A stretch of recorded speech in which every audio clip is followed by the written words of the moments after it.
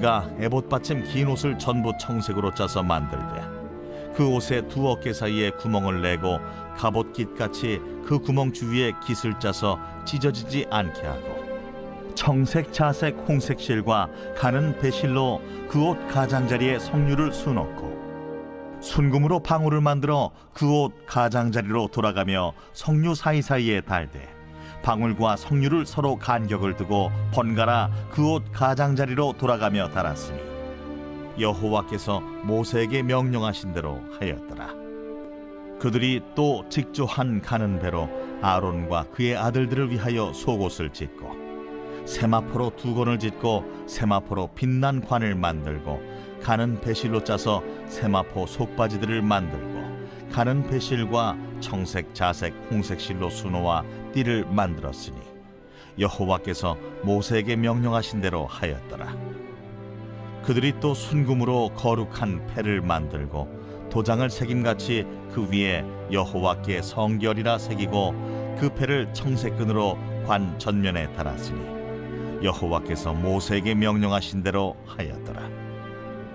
이스라엘 자손이 이와 같이 성막 곧 회막의 모든 역사를 마치되 여호와께서 모세에게 명령하신 대로 다 행하고 그들이 성막을 모세에게로 가져왔으니 곧 막과 그 모든 기구와 그 갈고리들과 그 널판들과 그 띠들과 그 기둥들과 그 받침들과 붉은 물을 들인 수량의 가죽 덮개와 해달의 가죽 덮개와 가리는 휘장과 증거궤와 그 채들과 속죄소와 상과 그 모든 기구와 진설병과 순금 등잔대와 그 장 곧 버려놓는 등잔대와 그 모든 기구와 등유와 금제단과 관유와 향기로운 향과 장막 휘장문과 놋제단과 그 놋그물과 그 채들과 그 모든 기구와 물두멍과 그 받침과 뜰의 포장들과 그 기둥들과 그 받침들과 뜰문의 휘장과 그 줄들과 그 말뚝들과 성막 곧 회막에서 사용할 모든 기구와 성소에서 섬기기 위한 정교한 옷 곧 제사 직분을 행할 때에 입는 제사장 아론의 거룩한 옷과 그의 아들들의 옷이라. 여호와께서 모세에게 명령하신 대로 이스라엘 자손이 모든 역사를 마치매 모세가 그 마친 모든 것을 본즉 여호와께서 명령하신 대로 되었으므로 모세가 그들에게 축복하였더라. 샬롬, 오늘도 큐티로 여는 기막힌 하루입니다. 오늘 나눌 말씀은 출애굽기 39장 22절에서 43절의 말씀으로 명령한 대로 마친 역사입니다. 오늘은 하나님께서 명령하신 대로 성막이 완성되었다는 이야기를 하고 있는데요. 세밀하게 반복적으로 하나하나 성막을 만들어 가신 것이 오늘 마치게 됩니다. 오늘 이 내용을 살펴보면서 우리에게 주시는 말씀이 무엇인지 생각해 보도록 하겠습니다. 첫 번째로는 죄에 대한 회개와 용서가 있습니다. 23절 그 옷의 두 어깨 사이에 구멍을 내고 갑옷 깃같이 그 구멍 주위에 깃을 짜서 찢어지지 않게 하고 말씀에 에봇 받침 겉옷을 전부 청색으로 하되 두 어깨 사이에 머리가 들어갈 구멍을 내고 그 뒤에 갑옷 깃같이 깃을 짜서 찢어지지 않게 하라는 것입니다. 에봇이 보석과 금줄로 연결되어 있기에 자주 입다 보면 목 부분이 헤어져 찢어질 수 있으니 그 주변의 깃을 튼튼히 보강하라는 것입니다. 이처럼 제사장은 지속적으로 자신을 돌봐야 합니다. 25절 순금으로 방울을 만들어 그 옷 가장자리로 돌아가며 성류 사이에 달되 그 옷 가장이라는 말씀은 그 옷 가장자리로 돌아가며 청색, 자색, 홍색 실로 성류를 수놓고 금방울을 간격을 두어 달았으며 그 옷 가장자리에 돌아가며 한 금방울 한 성류씩 있게 하라고 하였습니다. 아론이 입고 여호와를 섬기러 성소에 들어갈 때와 성소에 나올 때 그 소리가 들릴 것이라 그리하면 그가 죽지 아니하리라 하십니다. 중요한 것은 금방울이 울리는 소리가 나야 한다는 것입니다. 그것은 곧 하나님 앞에 두렵고 떨림으로 겸손하게 나아가는 모습을 상징합니다. 유대 전승에 따르면 금방울은 적게는 36개, 많게는 72개가 달려있다고 합니다. 그러니 제사장이 움직일 때마다 소리가 꽤 크게 들렸습니다. 이처럼 제사장은 두렵고 떨리는 마음으로 직분을 행해야 했습니다. 우리도 매일 말씀을 묵상하고 공예배를 드릴 때 이와 같은 마음이 있어야 합니다. 그런데 타성에 젖어 습관적으로 말씀을 보고 예배 드리는 것은 금방울에서 소리가 나지 않는 것과 같습니다. 그러면 우리의 영이 죽은 것과 같이 된 것을 알아야 합니다. 매일 나에게 주신 말씀을 사모하며 예배의 자리에 나아가야 합니다. 에봇에 받쳐 입은 긴 옷은 청색으로 만듭니다. 이 옷의 밑에는 성류를 손놓고 그 사이에 금방울을 답니다. 제사장이 이 옷을 입고 성소를 출입할 때 금방울에서 소리가 났습니다. 죄로 인해 제사장이 죽게 되면 소리가 나지 않기에 방울 소리가 들린다는 것은 하나님이 그들의 제사를 받으시고 용서해 주신다는 것을 알리는 신호이기도 했습니다. 즉 방울 소리는 백성의 죄에 대한 하나님의 용서의 소리입니다. 내 곁에 지체들에게 들려줘야 할 복음이야말로 그들을 죄에서 구원하는 가장 기쁜 생명의 소리입니다.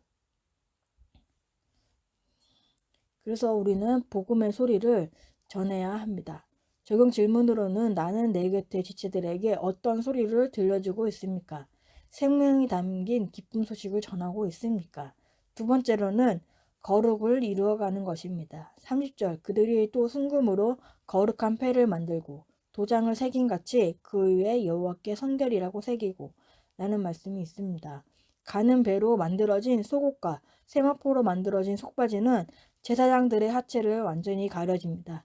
이 옷은 그들의 수치와 허물을 가리고 하나님 앞에 거룩함으로 나가게 합니다. 또 제사장들의 머리에 쓸 두건과 빛난 관이 만들어지는데 관의 전면에는 여호와께 성결이라고 새긴 순금으로 된 패를 두릅니다. 그 누구도 하나님 앞에 설 만큼 성결한 사람은 없습니다. 하나님이 구별하신 성도들은 예수 그리스도의 보혈로 죄사함을 받아야 성결함을 얻게 됩니다. 나의 더러운 죄를 정결하게 하고 내가 거룩하게 살아갈 능력은 오직 예수 그리스도께만 있습니다. 주께서 원하시는 성결하고 거룩한 삶을 살고자 힘써야 합니다. 거룩은 구별되는 이라는 의미입니다. 세상과 구별된 삶을 살아내는 것입니다. 인생의 목적이 행복이 아니고 거룩입니다. 거룩을 목적으로 두고 가면 행복이 따라옵니다.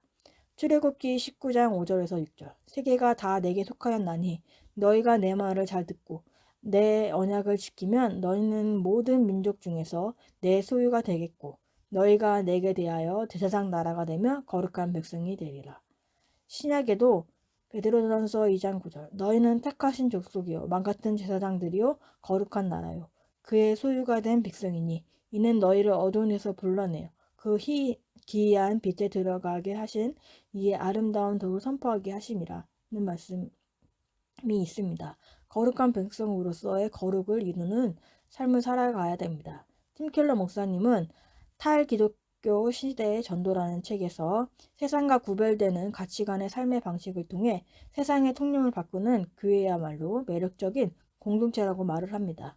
팀켈러의 말대로 교회는 구별된 삶을 통해 세상의 복음에 대한 궁금증을 불러일으켜야 됩니다. 교회가 세상과 다르지 않는다면 세상은 교회가 아무리 손을 내밀고 복음을 외친다 해도 시큰둥한 반응을 할 것입니다.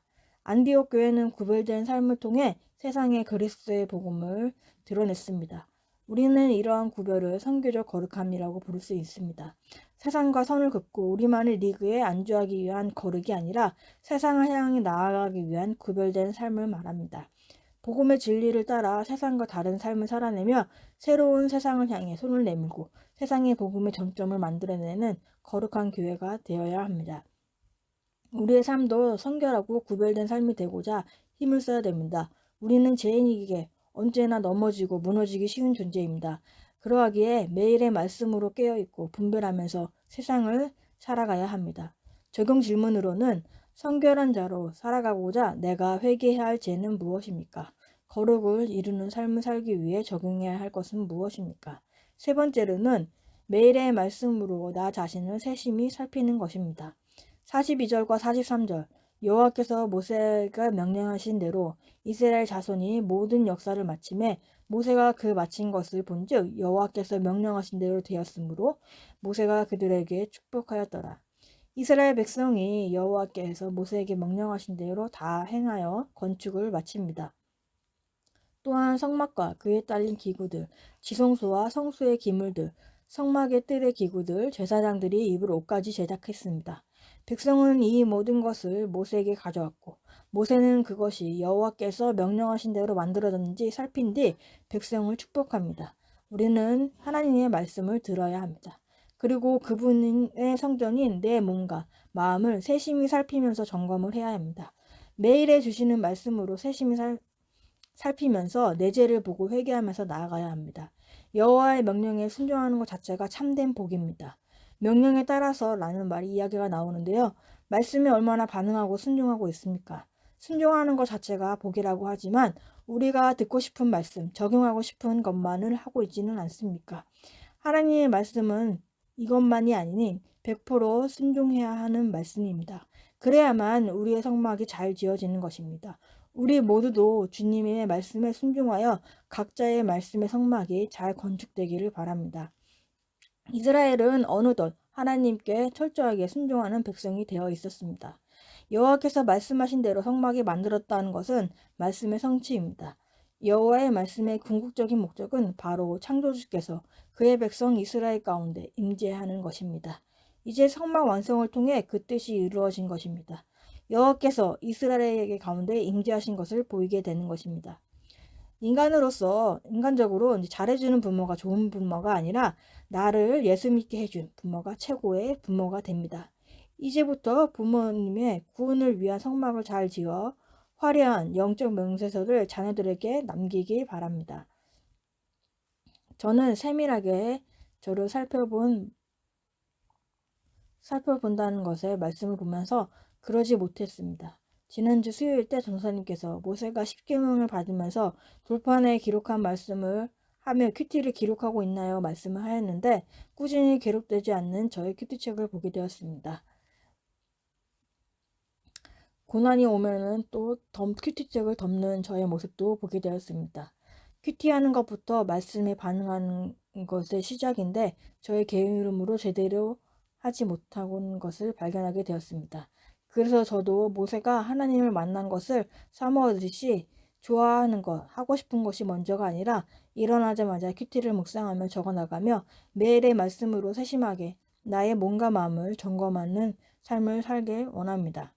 적용 질문으로는 날마다 말씀으로 나 자신을 세밀히 점검하고 순종하고 있습니까? 12월 1일 보석산자입니다. 영원한 하나님 나라의 역사 가운데 지금 이곳에 가장 필요한 역할을 하게 하시려고 나를 보내셨습니다. 기도하겠습니다. 오늘도 말씀을 허락해 주신 하나님 감사합니다. 저의 게으름으로 큐티를 하기를 게을리했던 것을 회개합니다. 두렵고 떨린 마음으로 주님이 주신 사명을 잘 감당하길 원합니다. 지체들과 믿지 않는 자들을 향해서 복음을 잘 전하는 기쁨의 생명의 소리를 잘 전하길 원합니다. 여호와께 성결하고 거룩한 삶을 살아내길 원합니다. 세상과 구별된 삶을 살아가게 하여 주옵소서. 매일의 말씀으로 우리의 성전인 몸과 마음을 세밀히 점검하며 하나님이 어떤 말씀을 줘도 순종하며 적용하는 삶을 살게 하여 주옵소서. 오늘도 주님의 말씀과 은혜로 살아가는 하루가 되게 하여 주옵시고 항상 감사드리며 예수님의 이름으로 기도합니다. 아멘.